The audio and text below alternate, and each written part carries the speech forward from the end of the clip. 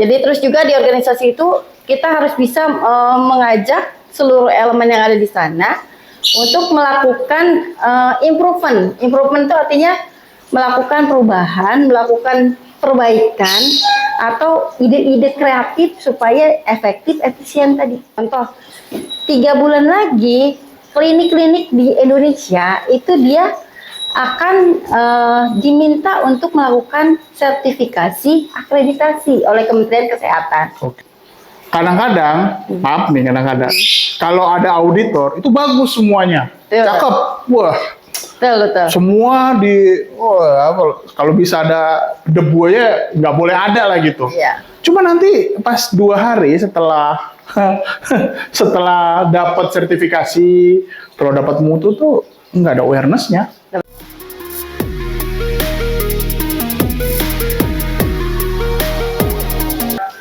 Mau ngobrol tentang keseharian yang dijalani oleh Ibu Sari, atau Kak Sari aja lah. Nah, beliau ini banyak berkecimpung di bidang mutu dan hal-hal yang berkaitan dengan mungkin sertifikasi mutu, klinis, dan lain-lain. Nah, kebetulan itu hal yang awam buat saya. Ini saya orang yang nggak ngerti apa-apa, background saya nggak di situ, terus mungkin ada teman-teman tuh yang nggak tahu juga loh, ternyata setiap klinik atau setiap apapun deh, nggak usah ngomongin klinik atau kesehatan, itu pasti ada standar mutunya. Di rumah juga ada standar mutunya. Tapi hari ini kita mau kesempatan ngobrol sama Kak Sari ini adalah yang kebetulan terima kasih disediain tempat juga di rumahnya. Sejauh apa pekerjaannya dan hal apa yang mungkin edukatif yang bisa diceritain nih sama kita. Oke Kak, silakan Kak, dilanjut. Selamat sore Mas Ika. Sore. Ya, jadi ini itu biasanya saya pegang mutu. Jadi ya mutu mungkin bagi sebagian orang apa sih mutu itu? Nah, mutu itu sebenarnya adalah bagaimana kita menggambarkan suatu organisasi yang memenuhi standar. Gitu. Jadi berjalannya roda organisasi ini kan harus sesuai regulasi ya. Nah ini juga mungkin kalau di rumah contohnya juga kan kita punya regulasi ya. Regulasi rumah pasti ada hal-hal yang harus kita penuhi. Contohnya anak harus bangun pagi, terus juga kapan dia sarapan, kapan dia berangkat sekolah, terus kapan juga belajar dan sampai dengan tidur jam berapa lalu mereka bangun lagi untuk bersekolah. Nah itu artinya tahapan bagaimana kualitas mutu atau keseharian yang memenuhi standar. Standarnya misalkan anak itu harus tidur di jam 9 malam misalkan. Nah itu standar. Nah artinya bagaimana kita membudayakan kualitas anak ini menjadi berkualitas, sehat, cerdas, juga dia bisa melakukan aktivitas dengan baik dan menghasilkan cita-cita yang diinginkan kedua orang tuanya. Itu sebenarnya kalau di kehidupan kita sehari-hari. Kalau di pekerjaan, kalau di organisasi mutu itu juga kita punya regulasi dari kementerian, dari pemerintah yang harusnya sebuah organisasi itu harus memenuhi standar misalnya. Contoh misalkan menganut standar ISO 2015. Jadi tahun ini kami mau disertifikasi. Sertifikasi artinya apakah layanan kami itu udah memenuhi standar belum sih? Nah itu adalah 2 orang auditor yang akan datang ke tempat kami. Nah di situ akan dicek elemen dari standar internasionalnya ISO 9001-2015. Efektif dan efisien. Efektif dan efisien. 9001 itu efektif dan efisien. Ya, jadi bagaimana roda-roda organisasi kita berjalan sesuai dengan standar internasional tadi. Di situ kita mengawal dari mulai perencanaan 1 tahun, apa aja nih harus dipenuhi nih. Lalu kita akan nge-break bulan by bulan, terus 3 bulan, lalu 6 bulan, untuk mencapai satu standar semua yang akan diaudit oleh si assessment. Ketika itu memenuhi standar, kita akan layak mendapatkan sertifikasi. Bagaimana agen perubahan ya, kalau dibilang ya. Jadi terus juga di organisasi itu kita harus bisa mengajak seluruh elemen yang ada di sana untuk melakukan improvement. Improvement itu artinya melakukan perubahan, melakukan perbaikan atau ide-ide kreatif supaya efektif, efisien tadi. Itu loh. Sama ketika sekarang nih, contoh 3 bulan lagi klinik-klinik di Indonesia itu dia akan diminta untuk melakukan sertifikasi akreditasi oleh Kementerian Kesehatan. Oke. Nah, mungkin buat klinik yang kerjasama dengan BPJS dia akan, oh iya saya kerjasama dengan BPJS wajib. Tapi untuk yang beberapa yang tidak kerjasama dengan BPJS, kenapa saya harus akreditasi? Gitu. Nah, pasti pertanyaan seperti itu, Mas Dika. Nah, ketika kita melihat tadi standar atau ISO 9001 atau 2015 atau standar akreditasi, intinya adalah kita membangun budaya kualitas. Jadi kalau budaya kualitas itu kita yang buat, kita rencanakan, kita juga yang melakukan di dalam organisasi tersebut. Artinya harus ada komitmen bersama. Kalau nggak ada komitmen, bagaimana dari pimpinan, dari stafnya, dari semua elemen, dari office-nya, dari seluruh clean service-nya gitu kan, sampai bagaimana organisasi itu, klinik itu bisa merespon keluhan-keluhan pelanggan. Baik. Gitu. Nah, untuk klinik ini akan disertifikasi oleh lembaga akreditasi. Apa itu? Saya belum jadi tahu nih, lembaga akreditasi khusus untuk fasilitas kesehatan. Jadi ada 13 lembaga akreditasi. Oh iya, baru tahu nih. Ya. Untuk melakukan sertifikasi akreditasi. Gitu. Jadi nanti contoh Mas Dika ini punya satu klinik misalkan. Betul, ya. Nah, satu klinik ini contohlah klinik kecantikan misalkan. Klinik A lah. Saya ingin melakukan akreditasi. Nah, artinya Mas Dika harus menyiapkan elemen penilaian yang akan dilakukan oleh satu lembaga penyelenggara akreditasi LPA namanya. Lokal atau luar? Lokal. Jadi kalau dulu itu akreditasi klinik ini dilakukan oleh Kementerian Kesehatan. Surveyornya itu oleh kementerian. Tapi tahun ini itu oleh lembaga penyelenggara akreditasi LPA. Kita ada 13 lembaganya di Indonesia. Gitu. Jadi satu klinik Mas Dika nih boleh pilih yang mana aja, terserah dari 13 tadi. Karena 13 tadi dia punya standar yang sama, ditetapkan oleh kementerian. Oke. Gitu. Nah, terus kita bicara elemen yang akan dinilai untuk menuju ke sertifikasi.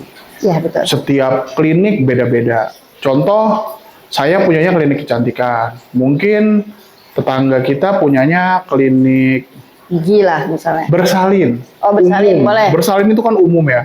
Di bersalin sendiri ada metodenya sesar, ada metode biasa, ada metode melahirkan pakai vakum, ada non vakum. Nah, itu apakah beda-beda nih standarnya yang harus dicapai dari penilaian itu?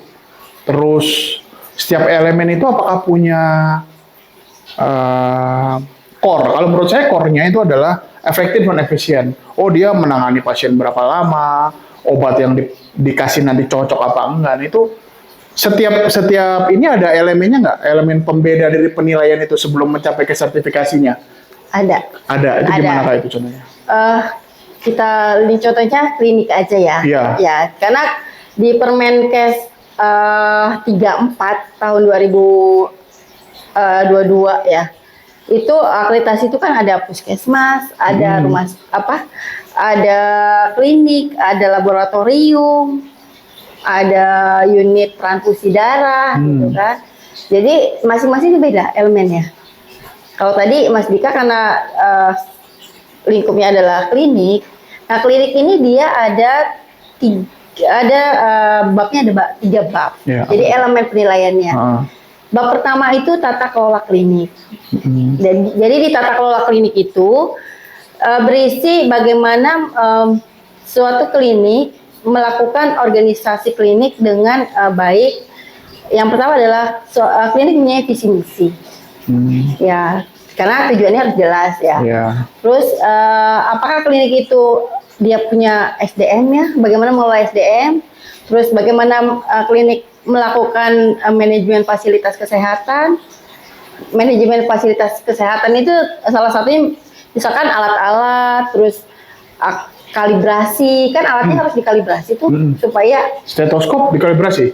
Enggak sih, tapi kalau tensi ya, tensi ya, yang hubungannya dengan air raksa mungkin ya, memastikan itu valid atau tidak kan, gitu. Terus juga bagaimana SDM ini punya uraian tugas yang jelas, terus dinilainya seperti apa, terus berapa lama harus dinilai, apakah 6 bulan sekali atau 1 tahun sekali. Nah itu juga dilakukan penilaian.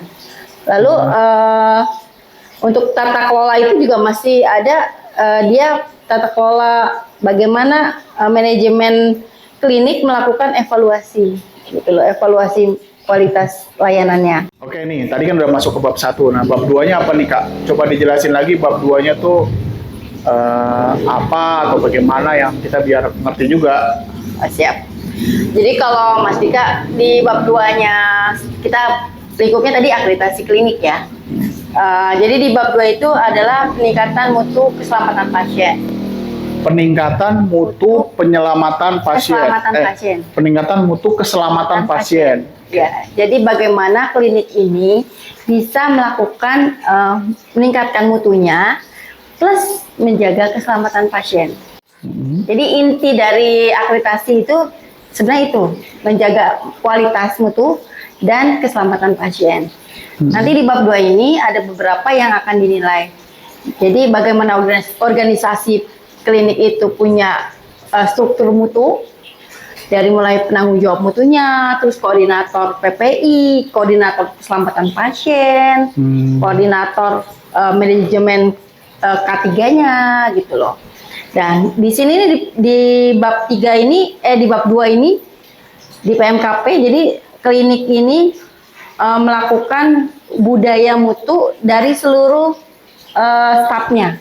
Dari mulai bagaimana dia mengukur indikator mutu layanan. Jadi ditetapkan dulu nih kalau mau ningkatin mutu, ya tetapin dulu tujuannya. Supaya ketika staf atau perawat atau dokter, dia akan dibangun budaya mutu. Membangun budaya mutu itu dengan keseharian. Kalau diulang-ulang, dia akan tercipta budaya. Jadi awareness lah ya. Iya. Awareness apa sih? Kesadaran. Karena kalau kita contohnya cuci tangan. Sederhana yang ditanya di bab 2 ini. Bagaimana 6 langkah cuci tangan yang benar? Jangan sampai dokter lupa. Kalau COVID ingat kemarin. Sekarang udah lupa. 6 langkah cuci tangan menurut WHO. Jadi dokter, perawat, nakes lah ya. Ini melakukan 6 langkah cuci tangan. Terus klinik juga mengedukasi si ininya yang datang tuh konsumennya ya, pasiennya, pengunjungnya tentang pola hidup sehat tadi, gitu loh, cuci tangan minimal. Lalu juga nanti seorang PJ mutu di bab 2 ini dia mengatur bagaimana memonitor budaya mutu tadi. Intinya bahwa di mutu ini adalah gimana caranya deliver apapun yang ada di klinik itu dia baik ya, going well berdasarkan mutunya. Dari sisi dokter, nggak boleh ada malpraktek udah jelas. Betul. Nggak boleh ada obat yang salah. Yang ketiga dari nurse, mungkin ada klinik yang sekarang bisa bedah juga ya. Iya. Bedah minor, kayak ada bisul atau apa, sunat. Mungkin sunat termasuk bedah kecil kali ya, atau setiap klinik kan beda-beda. Terus yang ketiga, si mutu ini harus tercermin dari si pasien yang datang atau gimana pun gitu. Kalau hari itu waktu kita pada di era COVID mungkin kita dikasih tahu ini pasien beresiko, pasien tidak beresiko, yang ada warna hijau, ada warna merah. Resiko ya? Itu resiko, ya, bukan mutu ya. Identifikasi resiko. Resiko ya kan, itu kan terkait dengan mutu juga secara keseluruhan. Nah terus sekarang pertanyaan saya adalah gimana seorang asesor atau seorang asesmen itu menilai bahwa ukuran si klinik itu udah mulai oke gitu.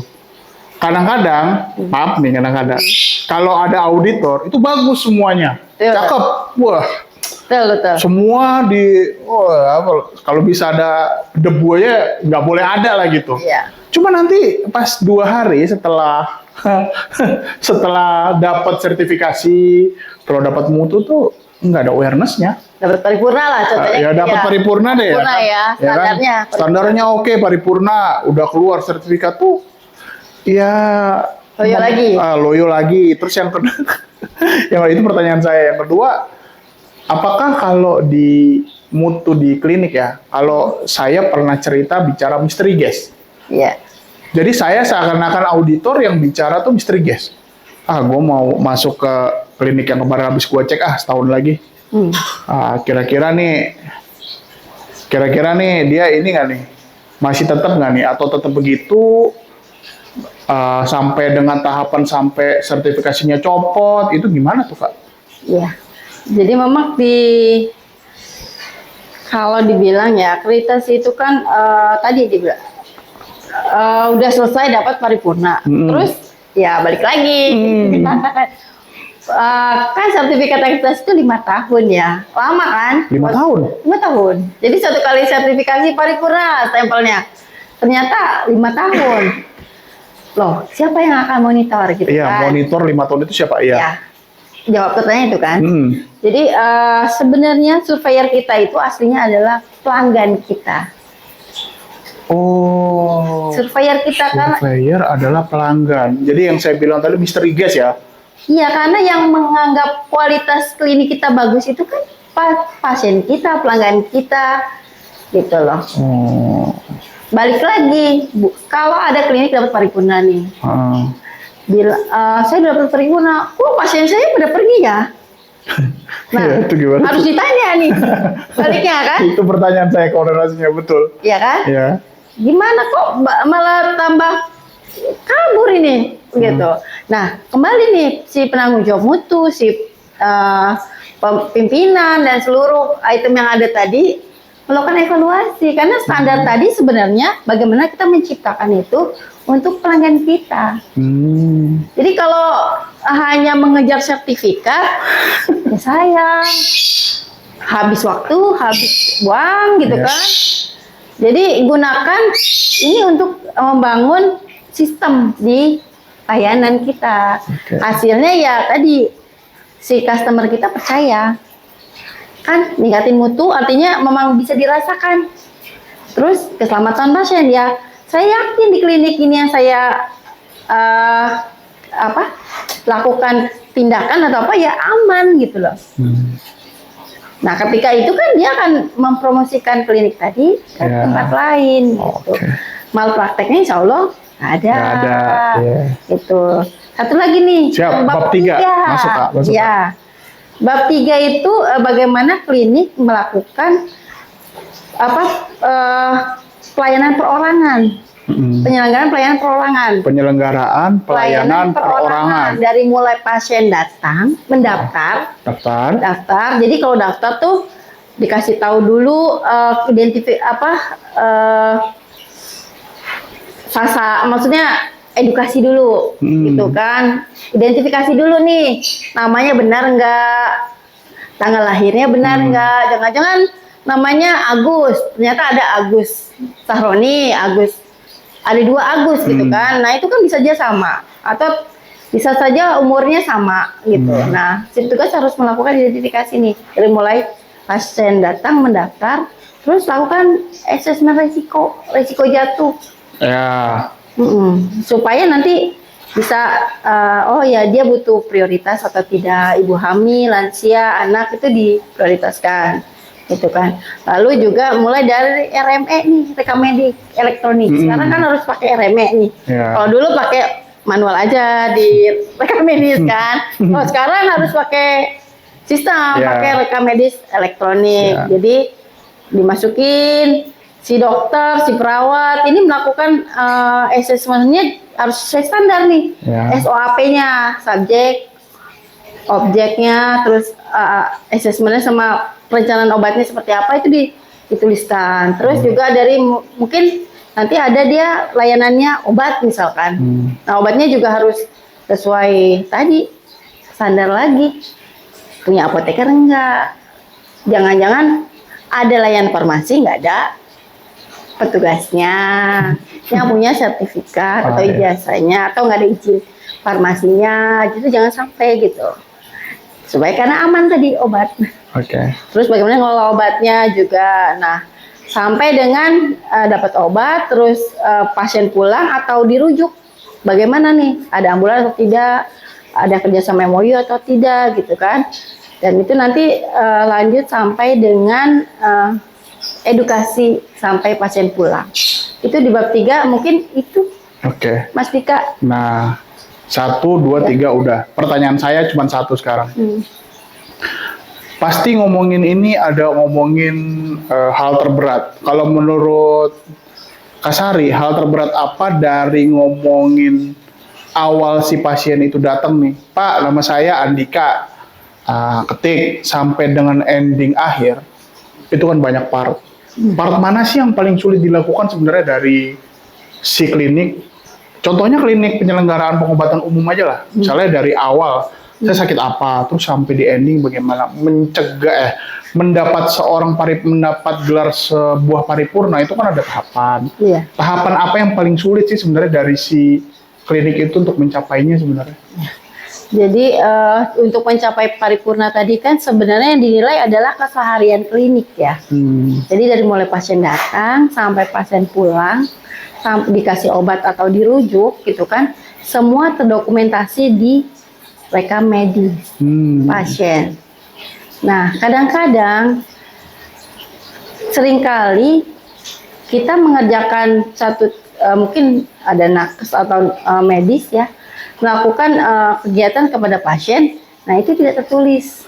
Contohnya? Contoh misalkan melakukan cabut kuku misalkan ya. Cabut kuku, oke. Ya, itu jatuh dari motor, kukunya berdarah dia mau cabut kuku gitu. Ya, nah di situ kan sederhana ya cabut kuku ya, tapi ada tindakan yang harus diedukasi dulu, terus minta perizinan dulu, izin dulu kan, nggak langsung cabut kuku aja, gitu loh. Ada juga standarnya yang harus kalau dia dapat anestesi, nanti kan cabut kuku pakai anestesi tuh. Oh iya. Ya kan?